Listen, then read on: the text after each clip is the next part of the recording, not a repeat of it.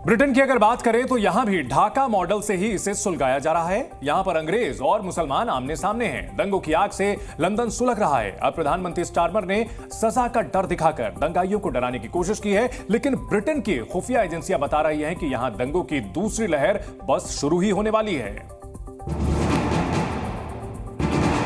धार्मिक नारों के साथ नकाब पहने कट्टरपंथी ब्रिटिश पुलिस के काबू से बाहर है। ब्रिटेन में दंगे और बवाल जारी है। दिन हो रात हो, लंदन के अलावा ब्रिटेन के कई शहरों में लूटमार के बाद तनाव अभी कम नहीं हुआ। गोरे अंग्रेज, मुसलमानों और ब्रिटेन में बड़ी संख्या में आए रिफ्यूजियों के अपराधों से तंग आकर सड़कों पर है, तो दूसरी ओर वामपंथी और मुस्लिम संगठन नस्ल भेद के खिलाफ दक्षिणपंथियों से भी बड़ा प्रदर्शन कर रहे हैं। कुल मिलाकर ब्रिटेन में मुसलमानों और अंग्रेजों के बीच की खाई बढ़ती जा रही है। सड़कों पर एक दूसरे के सामने नारेबाजी चल रही है और कई बार ये नारेबाजी हिंसा में तब्दील हो जाती है।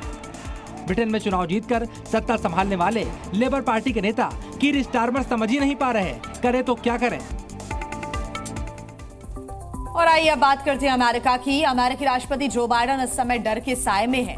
उनको आने वाले चुनावों की बहुत चिंता है कि कहीं चुनाव हिंसा का शिकार ना हो जाएं। उन्होंने आशंका व्यक्त की कि ट्रंप अगर हारे तो खून खराबा हो सकता है और इस बात की आशंका उन्होंने एक इंटरव्यू के दौरान जाहिर की है। आखिर क्या है इस डर की वजह, दिखाते हैं आपको इस रिपोर्ट में। अमेरिका में राष्ट्रपति चुनाव करीब है और उस चुनाव से ठीक पहले चुनाव को ही लेकर अमेरिका के राष्ट्रपति का सबसे बड़ा डर सामने आ गया है।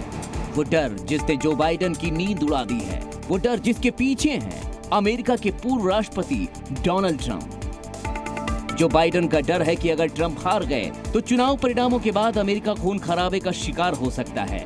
उनके मुताबिक फिर अमेरिका की सड़कों पर वही हालात दिख सकते हैं जैसे नवंबर 2020 में देखने को मिले थे। उन्हें लगता है कि ट्रंप हारे तो सत्ता का हस्तांतरण शांतिपूर्ण तरीके से नहीं होगा। उन्हें ट्रंप पर भरोसा नहीं है और वो कुछ भी करवा सकते हैं। अब सवाल उठता है कि आखिर जो बाइडेन को ट्रंप को लेकर खून खराबे की आशंका क्यों है?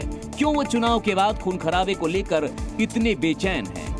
तो इसके पीछे है ट्रंप का मार्च 2024 में ओहियो में दिया गया एक बयान, जिसमें उन्होंने कहा था कि अगर वो 2024 का राष्ट्रपति चुनाव हारे तो देश और अमेरिकी ऑटो उद्योग में खून की नदियां बहेंगी।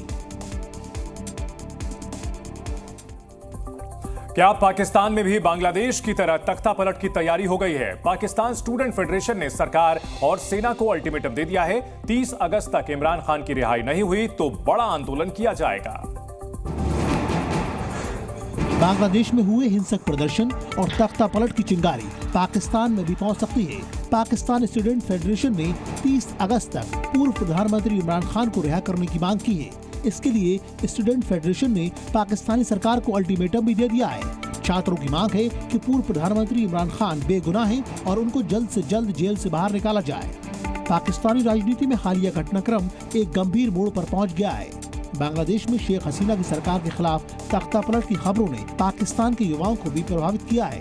पाकिस्तान स्टूडेंट फेडरेशन ने अपने बयान में इमरान खान की जेल से रिहाई की मांग की है और साथ ही चेतावनी दी है कि अगर उनकी मांगें पूरी नहीं की गई तो देश भर में बड़े पैमाने पर विरोध प्रदर्शन करेंगे। इमरान खान की रिहाई की मांग और सरकार की नीतियों पर असंतोष ने पाकिस्तान में राजनीतिक तनाव को और बढ़ा दिया है। स्टूडेंट फेडरेशन की चेतावनी के बाद शहबाज शरीफ की सरकार को दबाव का सामना करना पड़ सकता है और उन्हें इस पर कोई ठोस कदम उठाना पड़ सकता है।